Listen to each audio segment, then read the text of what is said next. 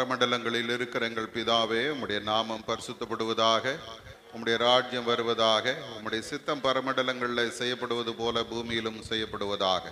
அன்றுள்ள ஆகாரத்தை எங்களுக்கு தாரும். எங்களுக்கு விரோதமாய் குற்றம் செய்கிறவர்களுக்கு நாங்கள் மன்னிக்கிறது போல எங்கள் குற்றங்களை எங்களுக்கு மன்னியும். எங்களை சோதனைக்கு பிரவேசிக்க பண்ணாமல் தீமையை ரட்சித்துக் கொள்ளும். ராஜ்யமும் வல்லமையும் மகிமையும் என்றென்றைக்கும் முடிவுகளே. ஆமேன், ஆமேன்.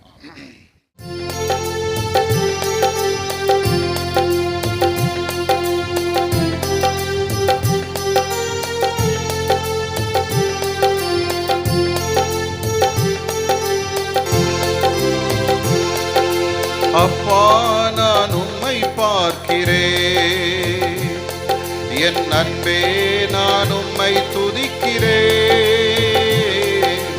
அப்பா, நான் உம்மை பார்க்கிறேன். நீரே என் வழி, நீரே என் சத்தியம், நீரே என் வழி, நீரே என் சத்தியம், நீர் எந்தன் ஜீவனன்றோ, நீர் எந்தன் ஜீவனன்றோ. அப்பா, நான் உம்மை பார்க்கிறேன், என் அன்பே நான் உம்மை துதிக்கிறேன். அப்பா, நான் உம்மை பார்க்கிறேன். அப்பாவும் நீரே, அம்மாவும் நீரே, அப்பாவும் நீரே, அம்மாவும் நீரே, நான் உந்தன் பிள்ளை அன்றோ, நான் உந்தன் பிள்ளை அன்றோ. அப்பா, நான் உம்மை பார்க்கிறேன், என் அன்பே நான் உம்மை துதிக்கிறேன். அப்பா, நான் உம்மை பார்க்கிறேன். நாம் நீண்ட வண்ணமாகவே முறையாக வாசிக்க தெரிந்து கொண்ட வேத பகுதி சங்கீதங்களின் புஸ்தகம் 85ஆம் சங்கீதத்தை நாம் முறையாக வாசிக்கலாம். சங்கீதம் 85.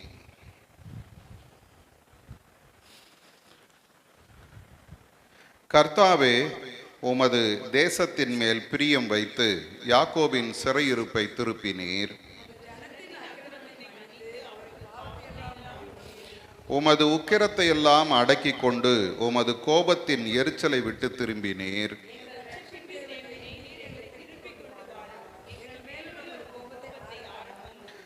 என்றைக்கும் எங்கள் மேல் கோபமாய் இருப்பீரோ? தலைமுறை தலைமுறையாக உமது கோபத்தை நீடித்திருக்க பண்ணுவீரோ?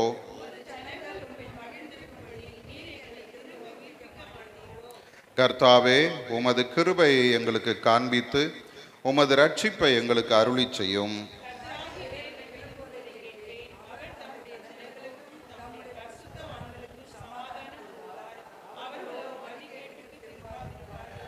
நம்முடைய தேசத்தில் மகிமை வாசமாய் இருக்கும்படி அவருடைய ரட்சிப்பு அவருக்கு பயந்தவர்களுக்கு சமீபமாய் இருக்கிறது.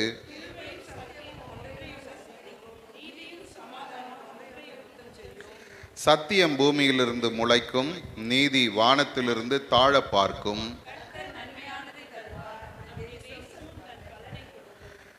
13வது வசனத்தை சேர்ந்து வாசிப்போம். நீதி அவருக்கு முன்னாக சென்று அவருடைய அடிச்சுவடுகளின் வழியிலே நம்மை நிறுத்தும். ஆண்டவர் தாமே இந்த திருவசனங்களை நமக்கென்று ஆசீர்வாதம் தருவாராக. ஆமென்.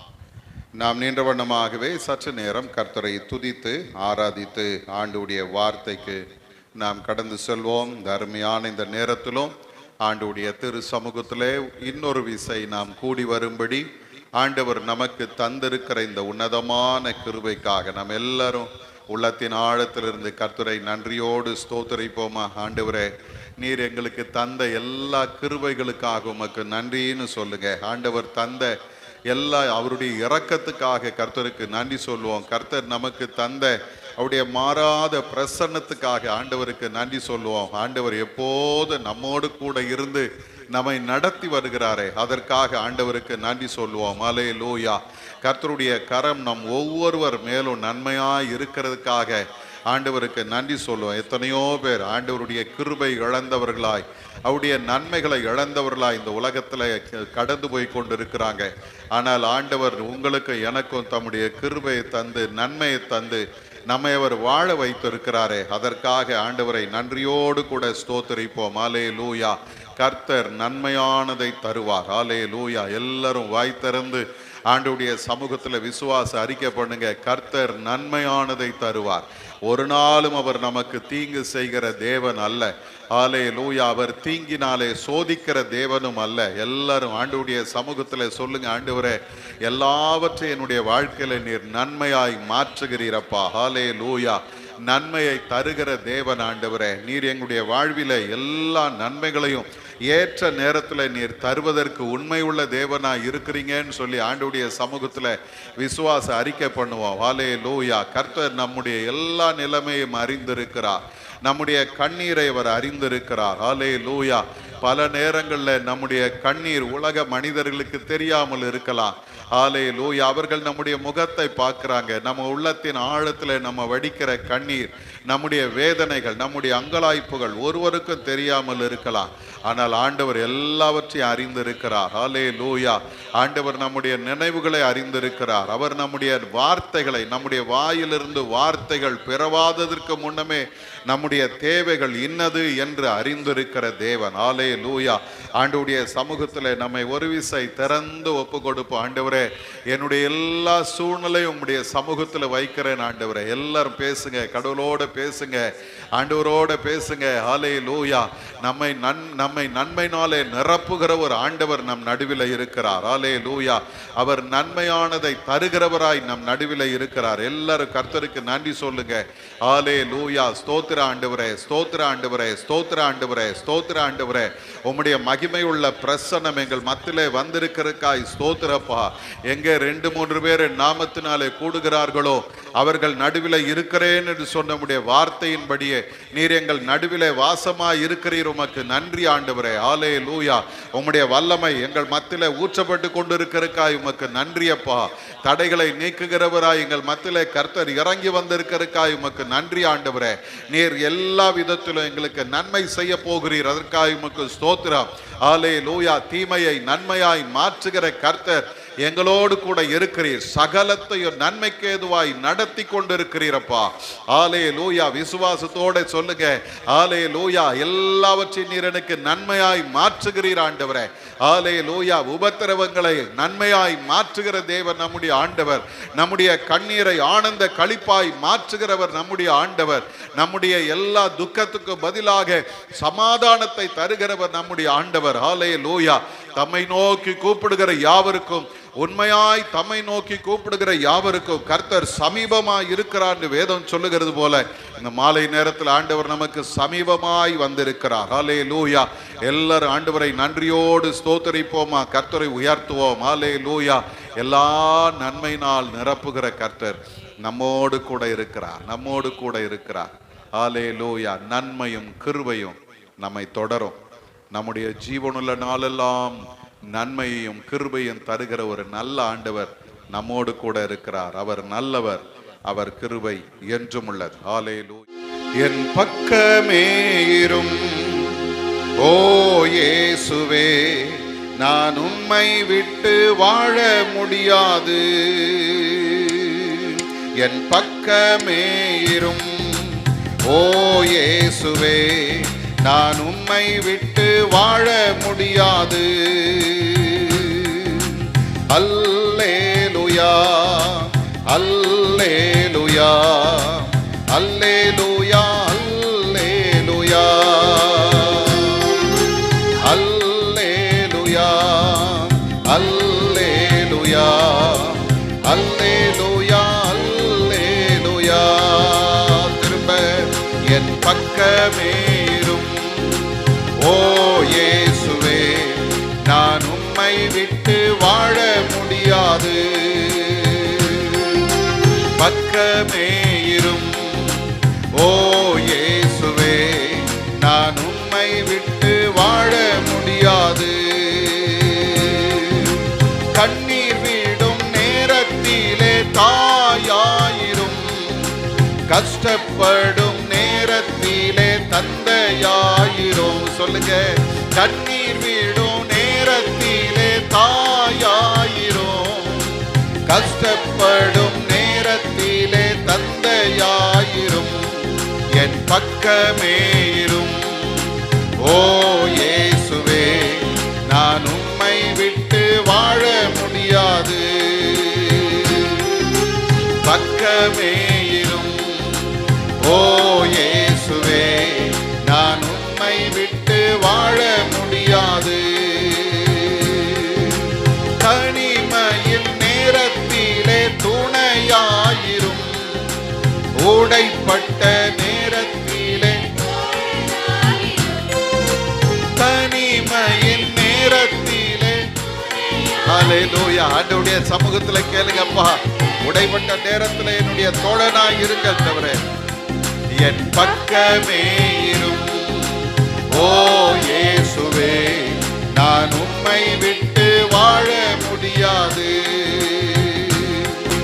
அன்பு கூறுவே, இன்னும் அதிகமாய் ஆராதிப்பே, இன்னும் ஆர்வமாய் அன்பு கூறுவே, இன்னும் அதிகமாய் ஆராதிப்பே, இன்னும் ஆர்வமாய் உம்மை முழு உள்ளத்தோடு ஆராதிப்பே, முழு மேலத்தோடு அன்பு கூறுவே, உம்மை முழு உள்ளத்தோடு ஆராதிப்பே, முழு மேலத்தோடு அன்பு கூறுவே, உம்மை முழு உள்ளத்தோடு ஆராதிப்பே, முழு மேலத்தோடு அன்பு கூறுவே.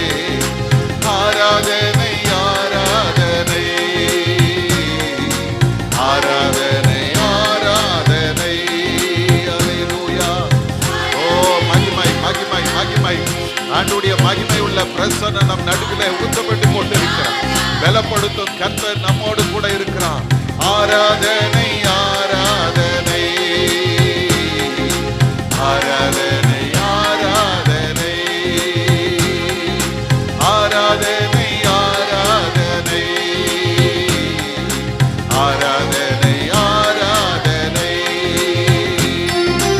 எபினேசரே எபினேசரே, இதுவரையில் உதவி நீரே. எபினேசரே எபினேசரே, இதுவரையில் உதவி நீரே. இதுவரையில் உதவி நீரே. இதுவரையில் உதவி நீரே. இதுவரையில் உதவி நீரே. கரங்களை தட்டி, இதுவரைக்கும் எனக்கு உதவி செய்த எபனேசரே, அல்லேலூயா. இதுவரையில் உதவி நீரே. அல்லேலூயா அல்லேலூயா அல்லேலூயா அல்லேலூயா அல்லேலூயா அல்லேலூயா அல்லேலூயா அல்லேலூயா அல்லேலூயா அல்லேலூயா அல்லேலூயா. ஆண்டவருடைய நாமத்தினாலே எல்லா பலவீனத்தின் ஆவிகளை கர்த்தர் இந்த நேரத்தில் நிர்மூலமாக்கி கொண்டிருக்கிறார். வல்லமை உள்ள தேவன் இப்பொழுது தம்முடைய வல்லமையை ஒவ்வொருவர் மேல ஊற்றி கொண்டிருக்கிறார். நன்றி நன்றி ஆண்டவரே. அல்லேலூயா அல்லேலூயா அல்லேலூயா அல்லேலூயா அல்லேலூயா. ஆண்டவருடைய கரம் ஒவ்வொருவர் மேலும் நன்மையாய் அமர்ந்திருக்கிறதுக்காக எல்லாரும் ஆண்டவரை நோக்கி நன்றியோடு ஸ்தோத்திரிப்போமா. ஹல்லேலூயா ஹல்லேலூயா ஹல்லேலூயா. எங்களை இதுவரைக்கும் நடத்தி வந்த உம்முடைய அற்புதமான நடத்துதல்களுக்காக ஸ்தோத்திர ஆண்டவரே. இதுவரைக்கும் எங்களுக்கு உதவி செய்த உம்முடைய கிருபைக்காக ஸ்தோத்திர ஆண்டவரே. இந்த தேவன் தொடர்ந்து எங்களை நீர் நடத்த போகிறதுக்காக நாங்கள் உம்மை நன்றியோடு ஸ்தோத்திரிக்கிறோம். ஹல்லேலூயா. வேதம் சொல்லுகிறது போல எல்லாரும் உள்ளத்தின் ஆழத்திலிருந்து சொல்லுங்க, இந்த தேவன் என்றென்றைக்கும் உள்ள சதா காலங்களிலும் நம்முடைய தேவன் மரண பரியந்தம் நம்மை நடத்துவார். அல்லேலூயா. Praise the Lord. ஆண்டவரே, இந்த அருமையான நேரத்தில் நாங்கள் எங்களை முற்றிலுமாக உம்முடைய சமூகத்தில் ஒப்பு கொடுக்கிறோம் சுவாமி. பரிசுத்தமுள்ள எங்கள் நல்ல ஆண்டவரே, இந்த அருமையான நேரத்துக்காக ஸ்தோத்திரம் அப்பா. இந்த நாளிலும் நாங்கள் உம்முடைய சமூகத்தில் வந்து உம்மை நோக்கி பார்க்க நீர் எங்களுக்கு தந்திருக்கிற இந்த கிருபைக்காக உம்மை நன்றியோடு ஸ்தோத்திரிக்கிறோம். எத்தனையோ பேருக்கு கிடைக்காத இந்த பாக்கியத்தை எங்களுக்கு தந்திருக்கிறீங்க, அதுக்காக உமக்கு ஸ்தோத்திர ஆண்டவரே. இந்த நேரத்தில் வந்திருக்கிற ஒவ்வொருவரை நீர் கண்ணோக்கி பார். நாங்கள் முகத்தை பார்க்கிறோம். நீர் உள்ளத்தின் ஆழங்களை அறிந்திருக்கிற தேவன். உம்முடைய மக்களுடைய எல்லா சூழ்நிலைகளை நீர் பொறுப்பெடுத்து கொள்ளும் அப்பா. உம்முடைய கிருபையை தார். உம்முடைய சமாதானத்தினால ஒவ்வொருவரை நீர் நிரப்புவீராக ஆண்டவரே. இந்த நேரத்தில் எங்களை உம்முடைய இரத்தத்தினால ஒரு விசை கழுவி பரிசுத்தப்படுத்தும். நாங்கள் உம்முடைய வார்த்தைகளை தியானிக்கும் பொழுது அந்த வார்த்தைகள் எங்களுக்கு புரியட்டும். இந்த வார்த்தைகளை நாங்கள் ஆண்டவரே பற்றி கொண்டு அதற்கேற்ற வகையில் வாழும்படியும் ஆண்டவர் எங்களுக்கு கிருபை செய்வீராக. இந்த நாளையும் இந்த நேரத்தை இதுவரைக்கும் எங்களுக்கு ஆசீர்வதித்ததற்காக உமக்கு ஸ்தோத்திரம். தொடர்ந்து உம்முடைய பிரசன்னம் எங்களோடு கூட இருக்கட்டும். எங்களை நடத்தும் ஆண்டவரே. உம்முடைய கிருபை எங்களை சூழ்ந்து கொள்வதாக. இயேசுவின் மூலம் ஜெபிக்கிறோம் எங்கள் நல்ல பிதாவே. ஆமேன் ஆமேன். உட்கார். இந்த அருமையான நேரத்திலும் வந்திருக்கிற உங்கள் யாவரையும் ஆண்டவராகிய இயேசு கிறிஸ்துவின் இனிதான நாமத்தினாலே வாழ்த்துகிறேன், வரவேற்கிறேன். ஆண்டவர் தாமே இந்த நாளுக்கும் இந்த நேரத்திற்கும் உரிய எல்லா ஆசீர்வாதங்களினாலும் உங்களை நிறைத்து வழி நடத்துவாராக. அல்லேலூயா, அல்லேலூயா. நீங்கள் எல்லாரும் ஆசீர்வதிக்கப்பட்டவர்கள். ஏன்னா எல்லாம் ஒரு மாதிரி என்ன பார்க்குறீங்க? அல்லேலூயா. கர்த்தர் நம்மோடு கூட இருக்கிறதுனால நாம் ஆசீர்வதிக்கப்பட்டவர்கள். அல்லேலூயா. பக்கத்தில் இருக்கும் கையை பிடிச்சி சொல்லுங்க, நீங்க ஆசீர்வதிக்கப்பட்டவங்க. ஆண்டவர் ஒவ்வொரு நாளும் தம்முடைய கிருபையை நமக்கு தந்து நம்மை அவர் வழிநடத்தி வருகிறார். நம்முடைய வாஞ்சைகளை கர்த்தர் நிறைவேற்றி கொண்டிருக்கிறார். நாம் நினைக்கிறதற்கும் வேண்டிக் கொள்கிறதற்கும் மிகவும் அதிகமாய் ஆண்டவர் கிரியை செய்கிறவராய் இருக்கிறார். ஆகவே நீங்களும் நானும் ஆசீர்வதிக்கப்பட்டவர்கள் தான். அல்லேலூயா. இந்த அருமையான இந்த நாளிலும் நாம் இந்த லெந்து நாட்களில தொடர்ச்சியாக சிந்தித்து கொண்டிருக்கிற கர்த்தருடைய வார்த்தை 1 கொரிந்தியர் 1ஆம் அதிகாரம் 26வது வசனத்தினுடைய முதல் பகுதி. எப்படியெனில் சகோதரரே, நீங்கள் அழைக்கப்பட்ட அழைப்பை பாருங்கள், நீங்கள் அழைக்கப்பட்ட அழைப்பை பாருங்கள் என்று நாம் இங்கே பார்க்கிறோம். அப்போஸ்தலனாகிய பவுல் கொரிந்து திருச்சபைக்கு இந்த வார்த்தையை அவர் சொல்றார். நீங்கள் அழைக்கப்பட்ட அழைப்பை பாருங்கள். காரணம் என்ன என்று பார்க்கும்போது, ஆண்டவர் நம்ம எல்லாரையும் அழைத்திருக்கிறார். ஒவ்வொருவருக்கும் ஏதோ ஒரு வகையில ஆண்டவருடைய அழைப்பு இருக்கிறது. அழைப்பு இல்லாம ஒருத்தரும் ஆண்டவரை ஏற்றுக்கொண்டது கிடையாது. அழைப்பு இல்லாம ஒருத்தரும் கடவுளுக்காக வாழவும் முடியாது. ஆகவே நம்மை அழைத்த தேவன், நாம் ஏறக்குறைய இந்த ஒரு சில நாட்களை விட்டோம்னா 23 காரியங்களை நாம் சிந்தித்திருக்கிறோம். 23 பேரை சிந்தித்திருக்கிறோம். அல்லேலூயா. இந்த நாளில 25வது நாள், லெந்து நாட்களின் 25வது நாளில நாம் சிந்திக்க போகிற இந்த தியானத்தினுடைய தலைப்பு அழைப்பை அசட்டை பண்ணினவர்கள் என்கிற ஒரு தலைப்பில் நாம் சிந்திக்க போகிறோம். அழைப்பை அசட்டை பண்ணினவர்கள். அருமையானவர்களே, நாம் இதுவரைக்கும் பார்த்த தேவ மனிதர்கள் எல்லாரும் ஆண்டவருடைய அழைப்பை ஏற்றுக்கொண்டு அதற்கு தங்களை அர்ப்பணித்து வாழ்ந்த மக்களைத்தான் நாம் பார்த்தோம். ஆனால் இன்றைக்கு நாம் பார்க்கிற ஒரு கூட்ட மக்கள் என்று நாம் எடுத்துக்கொள்ளலாம். இவங்க ஆண்டவர் அவர்களுக்கு கொடுக்கிற அழைப்பை அல்லது அவர்களுக்கு கொடுக்கப்பட்ட அழைப்பை அவர்கள் என்ன செய்தார்களாம்? அசட்டை பண்ணினார். மத்தேயின் சுவிசேஷம் 22ஆம் அதிகாரத்தில் 1வது வசனத்திலிருந்து நாம் அதை பார்க்கலாம். 14வது வசனம் வரைக்கும் நாம் பார்க்கலாம். ஆனால் அதுல முதல் பகுதியைத்தான் நாம் இன்றைக்கு சிந்திக்க போகிறோம். கர்த்தருக்கு சித்தமானால் அதனுடைய அடுத்த பகுதியை நாளைக்கு நாம் சிந்திக்க இருக்கிறோம். இந்த முதல் பகுதி நான் உங்களுக்கு முதல்ல அறிமுகமாக இது சொல்லிவிடுகிறேன். ஒரு ராஜா தன்னுடைய மகனுக்கு திருமணத்தை ஏற்படுத்துகிறார். அதைத்தான் இங்க 1வது வசனத்து 2வது வசனத்திலே நாம் பார்க்கிறோம். பரலோக ராஜ்யம் தன் குமாரனுக்கு கல்யாணம் செய்த ஒரு ராஜாவுக்கு ஒப்பாயிருக்கிற. அருமையானவர்களே, ஒரு கல்யாணம் சாதாரண கல்யாணம் அல்ல, ஒரு ராஜா வீட்டு கல்யாணம். இந்த ராஜா என்ன செய்கிறார் அப்படின்னு பார்த்தீங்கன்னா, அவருக்கு தெரிந்த, அவருக்கு அறிமுகமான, அவர் யாரெல்லாம் கூப்பிடணும்னு நினைச்சாரோ அத்தனை பேருக்கும் அழைப்பு கொடுத்திருந்தார் இல்லைங்களா. ராஜா வீட்டு கல்யாணம்னா முதல்லயே இன்விடேஷன் போயிடும் இல்ல, நம்மள மாதிரி அந்த கடைசி நேரத்தில் ஓடி போய் இன்விடேஷன் வைக்கிறவங்க இல்லை. ராஜா அந்த கல்யாணத்தை எப்போ ரெடி பண்ணி அதற்கு இதை செய்யணும் அதை செய்யணும்னு எல்லாம் ரெடி பண்ணும்போது கூடவே இன்விடேஷனையும் அடிச்சு எல்லாருக்கும் கொடுத்துருப்பார். எல்லாருக்கும் அந்த அழைப்பு போகிறது. பிரியமானவர்களே, யார் வீட்டு கல்யாணம் சொன்ன?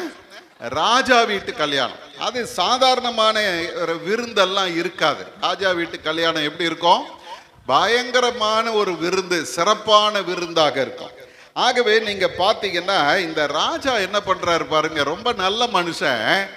அந்த கல்யாண நாள் வந்த பொழுது ராஜா என்ன பண்றாரு, தன்னுடைய ஆட்களை அனுப்பி யாரெல்லாம் அவர் முதல்ல அழைத்திருந்தாரோ அவர்களெல்லாம் திரும்ப போய் அழைக்கும்படி அனுப்புகிறார். நீங்க வேதத்தை வாசி பார்த்தீங்கன்னா 3வது வசனத்துல சொல்லுது, அழைக்கப்பட்டவர்களை கல்யாணத்திற்கு வர சொல்லும்படி அவன் தன் ஊழியக்காரரை அனுப்பினான். நல்லா கவனிங்க, இது கொஞ்சம் வித்தியாசமானது இல்லை. அழைப்பு கொடுத்துட்டு வாங்க. இப்பெல்லாம் எப்படின்னா அழைப்பு கொடுத்துருவாங்க, கொடுக்கும் போதே ஒரு வார்த்தை சொல்லுவாங்க, முடிஞ்ச வரைக்கும் வாங்க அப்படின்வாங்க. இல்லை, முடிஞ்ச வரைக்கும் வாங்க அப்படின்னா என்ன அர்த்தம்? கண்டிப்பா வரணுன்ற அவசியம் இல்லை, முடிஞ்சா வாங்க, இல்லைன்னா விட்டுருங்க அப்படின்ற மாதிரி. ஆனா இந்த ராஜா பாருங்க, அழைப்பு கொடுத்து விட்டான். கொடுத்த அழைப்பை திரும்பவும் அவன் என்ன செய்யறான் தெரியுமா? அழைக்கப்பட்டவர்களுக்கு ஞாபகப்படுத்துகிறான். வந்துருங்க, நாள் ஆயிடுச்சு, ராஜா விருந்து ரெடியா இருக்குது அப்படின்னு சொல்லி அவர்களை, அவனுடைய வேலைக்காரர்களை அனுப்பினான். இந்த வேலைக்காரர்கள் போய் அவங்க கிட்ட கூப்பிடும் பொழுது வேதம் சொல்லுகிறது, அவர்களோ வர மனதில்லாதிருந்தார்கள். நல்ல நான் உட்கார்ந்து யோசிச்சு பார்த்தேங்க. சாதாரண ஒரு கல்யாணமா இருந்தா அடப்போடா, அவன் என்னத்தை சாப்பாடு போடுவான், அவன் என்ன பண்ணுவான், அவன் ஏற்கனவே கஞ்ச பிசுனாரி, அங்க போய் உட்கார்ந்து என்னத்தை சாப்பிடுறது அப்படின்னு அப்படி ஒரு மாதிரி யோசிப்போம். ஆனா இது யார் வீட்டு கல்யாணம்? ராஜா வீட்டு கல்யாணம். அந்த ராஜா வீட்டு கல்யாணத்துக்கு கூட போக மனமில்லாத ஒரு கூட்டத்தை வேதம் சொல்லுகிறது. ஏன் அவங்க மனம் இல்லாம இருந்தாங்க அப்படின்னு பாத்தீங்கன்னா, இப்போ ராஜா என்ன பண்றாரு தெரியுமா? திரும்பவும் ஒரு அந்த முதல்ல போனவங்கள நான் நினைக்கிற ராஜா என்ன சொல்லியதே, நீ ஒழுங்கா கூப்பிட்டு இருக்க மாட்டீங்கப்பா, நீங்க என்ன பண்ணிருக்க மாட்டீங்க, அவங்களுக்கு என்னென்னலாம் சொல்லணுமோ அதெல்லாம் சொல்லி கூப்பிட்டு இருக்க மாட்டீங்க. அடுத்த ஒரு கூட்டத்தை அனுப்புறான். அடுத்த ஊழியக்காரர்கள் போறாங்க. எப்படி போறாங்க தெரியுமா? நீங்கள் போய் இதோ என் விருந்தை ஆயத்தம் பண்ணினேன். இதுதான் முக்கியமானது. ராஜா வீட்டு கல்யாணத்துக்கு வந்து வாழ்த்து சொல்லிட்டு போறதுக்காக இப்ப கூப்பிடல. ராஜா எது கூப்பிடுற தெரியுமா? விருந்து ஆயத்தம் பண்ணப்பட்டு இருக்கிறது. அப்புறம் என்ன சொல்றாரு பாருங்க, என் எருதுகளும் கொழுத்த ஜந்துக்களும் அடிக்கப்பட்டது. இல்ல, அவன் அந்த காலத்திலேயே என்ன கறி அப்படின்னா ஓடுற கூட்டம் இருந்திருக்கு போல ஆண்டவருக்கே தெரிஞ்சிருக்கு. ஏசாமி ஓமையா சொல்லும் போதே சொல்றாரு, கொழுத்த ஜந்துக்களை எருதுகளையும் அடிக்கப்பட்டு இருக்கிறது, எல்லாம் ஆயத்தமாக்கப்பட்டு இருக்கிறது. அல்லேலூயா. எல்லாம் ஆயத்தமாய் இருக்கிறது, கல்யாணத்திற்கு வாருங்கள் என்று அழைக்கப்பட்டவர்களுக்கு சொல்லுங்கள் என்று அனுப்பினார். நல்ல கவனிங்க, முதல்ல போன கூட்டம் ராஜா வீட்டு கல்யாணம், ஏற்கனவே ஐயா சொன்னாராமே வாங்க அப்படின்னு கூப்பிட்டாங்க.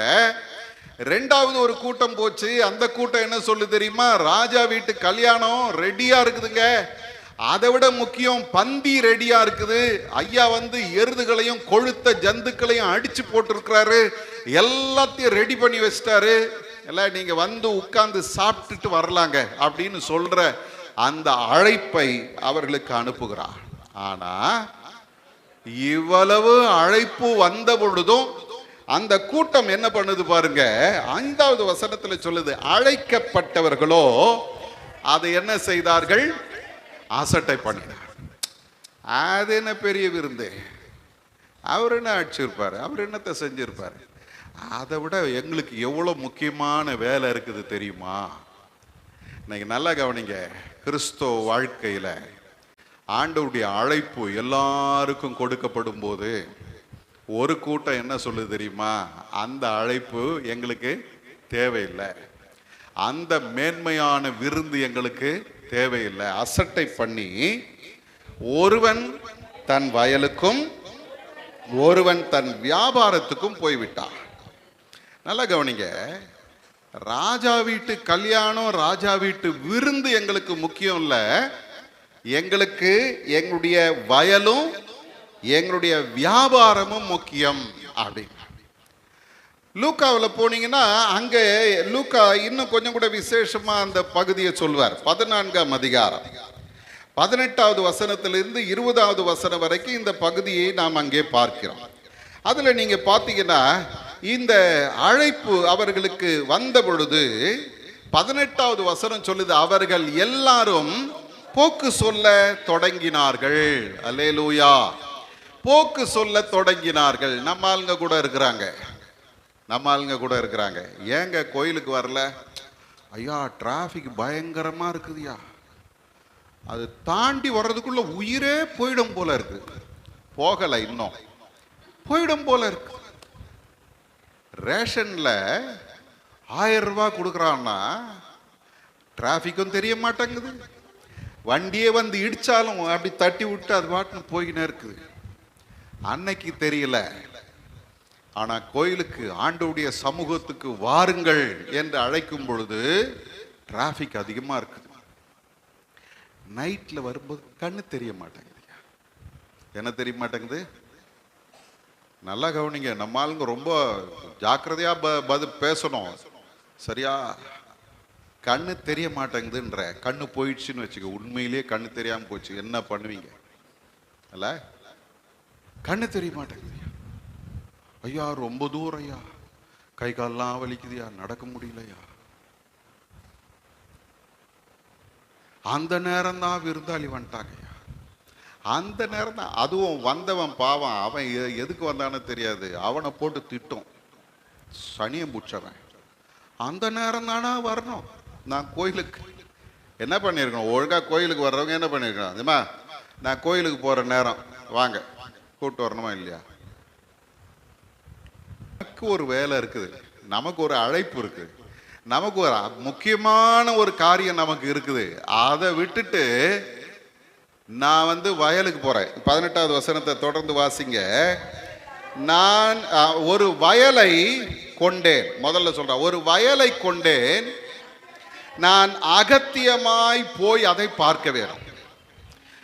நான் ஏற்கனவே உங்களுக்கு சொல்லிட்டேன், நான் சொன்ன வார்த்தையை நல்லா கவனிச்சிங்கன்னா, ராஜா அவசர கதியில இன்விடேஷன் கொடுக்கல, அவன் ஏற்கனவே அந்த இன்விடேஷனை கொடுத்திருப்பான். அவங்களுக்கு அதை திரும்பவும் ஞாபகப்படுத்துறதுக்கு தான் ஆட்களை அனுப்புனா. அப்போ அது ஏற்கனவே அவர்களுக்கு நான் நினைக்கிறேன் ஒரு மாசத்துக்கு முன்னால சொல்லியிருப்பாங்கன்னு வச்சுங்களேன். இப்ப இந்த ஒரு மாசத்துக்குள்ள இவன் என்ன பண்ணிருக்கலாம், அந்த வயலை வாங்குறவன் முன்னாலேயே போய் வயலை பார்த்துட்டு வந்திருக்கலாம், அல்லது இந்த கல்யாணம் முடியிட்டோங்க அப்புறமா பார்த்துக்கிறேன் அப்படின்னு சொல்லி இருக்கலாம். ஆனா இவன் என்ன சொல்றான், அன்னைக்கு தான் நான் அவன் என்ன சொல்றான் பாருங்க, நான் அகத்தியமாய் போய் அதை பார்க்க வேணும். இப்பதான் கண்டிப்பா இன்னைக்கு தான் நான் போய் அதை பார்க்கணும். முதல்ல என்ன இப்படி இப்படி போட்டிருந்தேன், மண் மண் மண் மண் அழைப்பை அசட்டை பண்ண வைத்தது. அல்லேலூயா. சொத்துக்கு இன்னைக்கு அடிச்சுக்கிறாங்க. சொத்து அது ஒரு அடி நிலத்தை கூட விட மாட்டேங்கிறான். அடிதடி சண்டை நடக்குது, வெட்டு குத்து நடக்குது. ஆனா இதை விட மேலான ஒண்ணு இருக்குது. நமக்கு ஒரு அழைப்பை கடவுள் வைத்து இருக்கிறார். இந்த மண் என்ன அழிச்சிரும், ஆனா அந்த அழைப்புக்கு நான் இணங்கி நடந்தா ராஜாவில் இடத்துல கனம் பெற்றவனாய் நான் நிற்பேன். எனக்கு மண் முதல்ல. இரண்டாவது, வேறொருவன் 19வது வசனம், வேறொருவன் 5 ஏர் மாடுகளை கொண்டேன், அதை சோதித்து பார்க்க போகிறேன். இதுவும் நல்ல, நீங்க கவனிச்சீங்கன்னா இதை ஒண்ணு முன்னால பண்ணிருக்கலாம், இல்ல பின்னால பண்ணிருக்கலாம். ஏர் மாடுகளை கொண்டேன், வாங்கினேன்னு சொல்றான். வாங்கினவன் பார்க்காமையா வாங்கியிருப்பான்? அதை திரும்ப போய் பார்க்க போறேன்னு சொல்றான் பாருங்க. அவனுடைய சாக்கு போக்கு எப்படி இருக்குது பாருங்க. வேதம் அதான் சொல்லுது. அவர்கள் எல்லாரும் என்ன சொன்னாங்களா, போக்கு சொல்ல ஆரம்பித்தார்கள். காரணம் சரியான காரணமே கிடையாது. மாடு வாங்கின, அதை போய் பார்க்க போகிறேன். கடைசியா ஒருத்தன் சொன்னா பாருங்க, அதுதான் ஹைலைட். என்ன பண்ணா, வேறொருவன் பெண்ணை விவாகம் பண்ணினேன், அதனால் நான் வரக்கூடாது. இப்பதான் எனக்கு கல்யாணம் ஆயிருக்குது, இப்ப போய் விருந்துன்னு கூப்பிடுற, அதெல்லாம் வர முடியாது. நல்லா கவனிங்க. இன்னைக்கு அருமையான தேவ ஜனமே, இந்த இந்த சாதாரண காரியங்கள் ராஜா வீட்டு கல்யாணத்துக்கு நம்மளை போக விடாம தடுக்குது. எது? மண்ணும் பொருளும் பெண்ணும் நம்முடைய வாழ்க்கையில தடைகளை கொண்டு வருது. அழைப்பை அசட்டை பண்ண வைக்கிறது. நமக்கு இருக்கிற அந்த பெரிய அழைப்பை நாம் மறந்து சாதாரண ஒரு காரியத்தை தேடிக்கொண்டிருக்கிறோம். ராஜா இப்போ என்ன பண்றாரு பாருங்க. இந்த மத்தேயின் சுவிசேஷம் 22ஆம் அதிகாரத்துல அழைக்கப்பட்டவர்கள் காரணம் சொன்னாங்க, சரி. ஆனா அடுத்து ஒரு கூட்டம் இருக்குது, அது என்ன பண்ணுச்சான்? 6வது வசனத்துல, 22ஆம் அதிகாரம் 6வது வசனத்துல சொல்லுகிறது, மற்றவர்கள் அவன் ஊழியக்காரரை பிடித்து அவமானப்படுத்தி கொலை செய்தார்கள். ஏன்னா இப்படி ஒருத்தர் சொல்றாரு. என்ன சொல்றாருன்னா, இந்த வேலைக்காரங்க போய் அழைப்பு சொன்னாங்க, 2வது விருந்து ரெடியா இருக்குன்னு சொன்னாங்க, 3வது ஒரு கூட்டம் என்ன பண்ணுது, போய் கட்டாயப்படுத்துது. ஐயா நீ எங்கேயும் போகாதையா, அழைப்பை விட்டுட்டு நீ எங்கேயும் போக கூடாது, கண்டிப்பா வாங்க.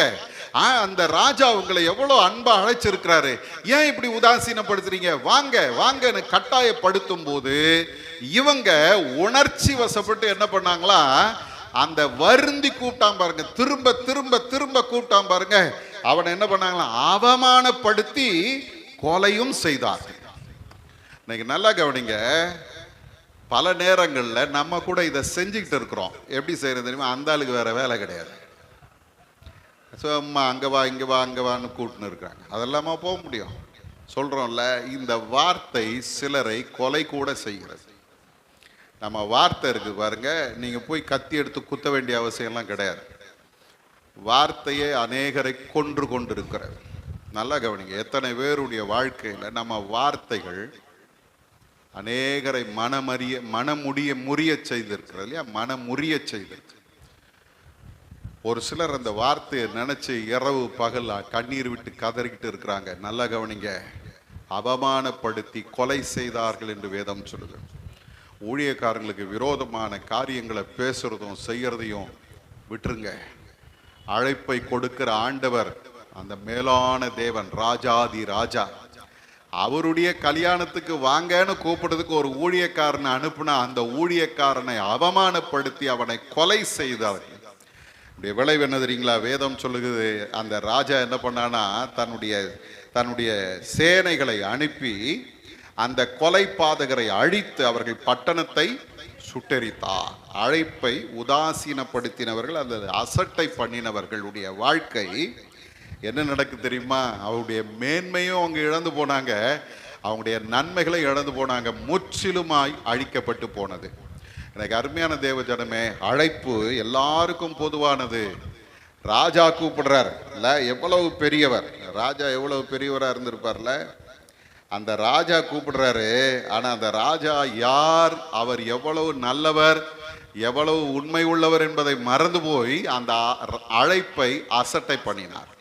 அப்போஸ்தலனாகிய பவுலை கேட்டீங்கன்னா அவர் சொல்லுவார், 2 தீமோத்தேயின் புஸ்தகம் 1ஆம் அதிகாரம் 12வது வசனத்தை பாருங்க. 2 தீமோத்தேயு 1ஆம் அதிகாரம் 12வது வசனம். அதின் நிமித்தம் நான் இந்த பாடுகளை அனுபவிக்கிறேன்,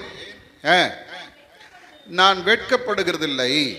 ஏனென்றால் நான் விசுவாசித்திருக்கிறவர் இன்னார் என்று அறிவேன், நான் அவரிடத்தில் ஒப்பு கொடுத்ததை அவர் அந்நாள் வரைக்கும் காத்துக்கொள்ள வல்லவராயிருக்கிறார் என்று நிச்சயித்தும் இருக்கிறேன். கர்த்தருக்காக அந்த அழைப்பை பெற்ற பவுல் சொல்றாரு, நான் எல்லா காரியங்களையும், அதாவது வேதனைகளை, அதுக்கு முந்தின பகுதிகளை நீங்க பார்த்தீங்கன்னா, அதற்கு நான் பிரசங்கியாகவும் அப்போஸ்தலனாகவும் புறஜாதியாருக்கு போதகனாகவும் நியமிக்கப்பட்டேன். அதன் நிமித்தம் நான் இந்த பாடுகளை அனுபவிக்கிறேன். பாடுகள் நேற்று தினத்தில் பார்த்தோம். பாடுகளோடு கூட கர்த்தரை அவருடைய அழைப்பை ஏற்றுக்கொண்டு ஊழியம் செய்த பவுல் அப்போஸ்தலன். அப்ப இந்த பவுல் சொல்றாரு, ஆண்டவர் என்னை அழைத்து இந்த ஊழியத்தை கொடுத்துட்டாரு, ஆகவே நான் அவருக்காக பாடு அனுபவிக்கிறேன். ஏன் தெரியுமா? நான் விசுவாசித்து இருக்கிறவர் இன்னார் என்று அறிந்திருக்கிறேன். அல்லேலூயா. எனக்கு அருமையான தேவஜனமே, நீங்களும் நானும் ஆண்டவர் எவ்வளவு பெரியவர் என்பதையும் அவருடைய வல்லமை என்ன என்பதை நாம் அறிந்து கொண்டோமானால் வராதன்னு சொன்னாலும் தடுக்க முடியாது, வந்து நிற்பாங்க. அல்லேலூயா. அந்த அழைப்பு அவ்வளவு மேன்மையானது. ரெண்டாவது, நாங்களும் அழைக்கப்பட்டிருக்கிறோம் என்கிற மகிழ்ச்சி நமக்கு நிச்சயமா தேவை. ராஜா வீட்டு கல்யாணத்துக்கு என்னையும் கூப்பிட்டு இருக்கிறாங்கய்யா. இப்போ சப்போஸ் உதாரணத்துக்கு சொல்றேனே, அம்பானி பையனுக்கு கல்யாணம், அம்பானி பையனுக்கு கல்யாணம், ரஜினி போனாரு. விஜய் கிட்ட கேட்டீங்கன்னா அவர் என்ன சொல்றாரு தெரியுமா? அவங்க ஆளுங்களை கூப்பிட்டாருங்க, நம்மளை கூப்பிடல அப்படின்னு. திடீர்னு உங்க வீட்டுக்கு ஒரு லெட்டர் வருது, இன்விடேஷன் கார்டு. திறந்து பார்த்தா அம்பானி வீட்டு இன்விடேஷன். என்ன பண்ணுவீங்க? ஏக்கா இது பத்தியா? அம்பானி அனுப்பி இருக்கிறார். யார்? அம்பானி. பெரிய பெரிய ஆளுங்களுக்கெல்லாம் கிடைக்காத ஒரு பாக்கியம் எனக்கு கிடைச்சிருக்குது. அந்த ஆளுக்கு எப்படி தான் இந்த அட்ரஸ் தெரிஞ்சதோ தெரிலக்கா, அனுப்பி இருக்கிறார் பாரு. போறவங்க வர்றவங்க எல்லாரையும் கூப்பிட்டு காமிச்சு அந்த கல்யாணத்துக்கு போறோமோ இல்லையோ எவ்வளவு சந்தோஷப்பட்டிருப்போம்ல. ஆனா இவங்களுக்கு அந்த சந்தோஷம் இல்லை. அவன் என்ன பண்றான் தெரியுமா? அந்த ஆளு கல்யாணமா இருந்தானே எதுவா இருந்தானே, நமக்கு பெரிய வேலை இருக்குதுயா. என்ன வேலை? நிலம் வாங்கணும், மாடு வாங்கணும், கல்யாணம் பண்ணோம், இதெல்லாம் இருக்குது. இதை விட்டுட்டு அங்கே போய் உட்காந்து நம்ம என்ன பண்ணுறது அப்படின்ற ஒரு எண்ணம் அவங்களுக்குள்ளே இருந்துச்சு. நல்லா கவனிங்க. நான் உதாரணத்துக்கு தான் அம்பானி கல்யாணத்தை சொன்னேன். உங்களுக்கும் எனக்கும் ஆண்டவர் ஒரு பெரிய கல்யாண விருந்து ஆயத்தப்படுத்திக்கிட்டு இருக்கிறார். அல்லேலூயா. வேதாகமும் ஒரு கல்யாணத்தில் தான் ஆரம்பிக்குது.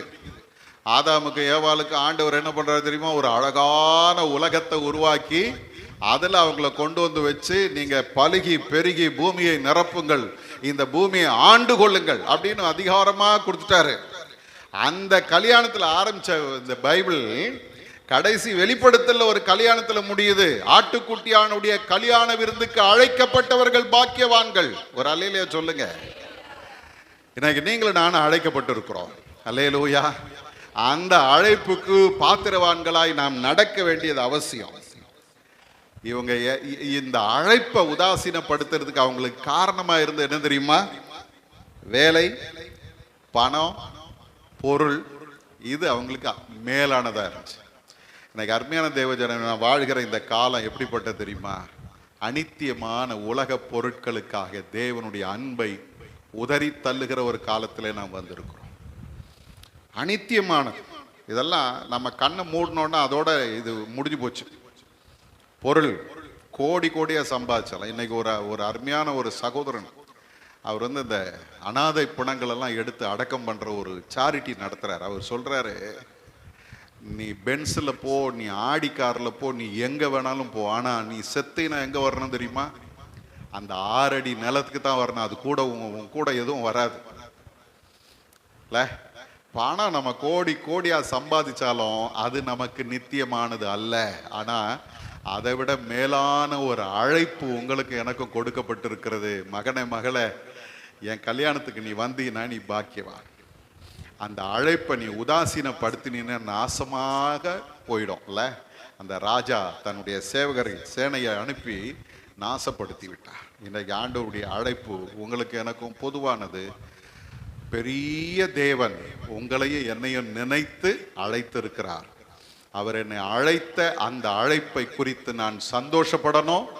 அந்த அழைப்பை குறித்து நான் பெருமையோடு நினைத்து என்னுடைய எல்லா வேலைகளையும் ஒதுக்கிவிட்டு அதற்கு முக்கியத்துவம் தரணும். இன்னைக்கு ஆண்டவருக்கு நம்ம அர்ப்பணிப்போமா? எல்லாரும் தலைகளை தாழ்த்தி ஆண்டவருடைய சமூகத்தில், ஆண்டவரே, மகா பெரிய தேவன், வானங்களும் வானாதி வானங்களும் கொள்ளாத மகா பெரிய தேவன், எங்களை நீர் அழைத்திருக்கிறீரப்பா. உம்முடைய கல்யாண விருந்துக்கு அழைத்திருக்கிறீங்க.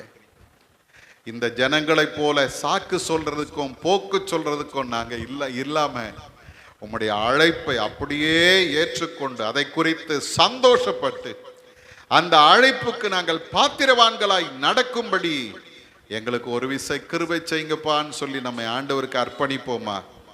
இன்னிலிருந்து ஒரு தீர்மானம் எடுப்போம். கர்த்தருக்காக அவர் அழைத்த அழைப்பில உறுதியாய் நிலைத்திருப்பேன். அசட்டை பண்ண மாட்டேன். அது சின்ன அழைப்போ பெரிய அழைப்போ, அவர் அழைத்தால் அந்த அழைப்புக்கு என்னை அர்ப்பணிப்பேன் என்று நம்மை ஒப்பு கொடுப்போம். கர்த்தர் நம்மை கொண்டு பெரிய காரியங்களை செய்யும்படி காத்து கொண்டிருக்கிறார். ஓட்டேரி திருச்சபை கொண்டு கர்த்தர் பெரிய காரியங்களை செய்ய போறார். இந்த ஓட்டேரி திருச்சபையில் இருக்கிற ஒவ்வொரு விசுவாசிகளை கொண்டு கர்த்தர் பெரிய காரியங்களை செய்ய போகிறார். ஆண்டவரே, உங்க சித்தத்திற்கு என்ன ஒப்பு கொடுக்கிறப்பா, உம்முடைய அழைப்புக்கு என்ன ஒப்பு கொடுக்கிறேன் என்று ஒப்பு கொடுக்கிறவர்கள் அவருக்கு தேவை. அது போதும், அவர் எடுத்து பயன்படுத்த ஆரம்பிச்சிருவார். இன்னைக்கு நம்மை அர்ப்பணிப்போமா? பரிசுத்தம் உள்ள எங்கள் நல்ல ஆண்டவரே, இந்த அருமையான இந்த இரவு நேரத்தில் எங்களை முற்றிலுமாக உம்முடைய சமூகத்தில் அர்ப்பணிக்கிறோம். அழைக்கிற தேவன் மகா பெரியவர். உம்முடைய விருந்து மகா பெரிய விருந்து. அதற்கு அழைக்கப்பட்டவர்கள் பாக்கியவான்கள். ஆண்டவரே, எங்களுக்கும் அந்த அழைப்பை நீர் கொடுத்திருக்கிறீர். நாங்களும் பாக்கியவான்கள், பாக்கியவதிகள் என்பதை நினைத்து உமக்கு நன்றி சொல்லுகிறோம். அந்த அழைப்பை இந்த உலகத்தின் அனித்தியமான பொருள்களுக்காகவும் அனித்தியமான ஆதாயத்துக்காகவும் நாங்கள் இழந்து போகாதபடி எங்களை நீர் பாதுகாத்துக் கொள்ளுங்கப்பா. எங்களை நீர் பாதுகாத்துக் கொள்ளுங்க. நல்ல புத்தியை தாங்க. கர்த்தருக்கு முதலிடம் கொடுக்க, கர்த்தருடைய அழைப்புக்கு முதலிடம் கொடுக்க எங்களுக்கு உதவி செய்யுங்க. ஒரு நாள் வருகிறது சுவாமி, அந்த கல்யாண வீட்டுக்கு எங்களை அழைத்து கொண்டு போகிறதுக்கு நீர் ஆட்களை அனுப்பும் போது இதோ வருகிறோம் என்று ஓடி வருகிற அந்த பாக்கியத்தை எங்களுக்கு தாங்க சுவாமி. ஓடி ஒளிகிறவர்களாய் அல்ல, ஆமேன் கர்த்தாவே வாரும் என்று உம்மை எதிர்கொண்டு வருகிறவர்களாய் எங்களை மாற்றும். உம்முடைய பொற்பாதத்தில் எங்களை தாழ்த்துகிறோம். நீர் பொறுப்பெடுத்துக்கொள். இயேசுவின் மூலம் ஜெபிக்கிறோம் பிதாவே. ஆமென், ஆமென்.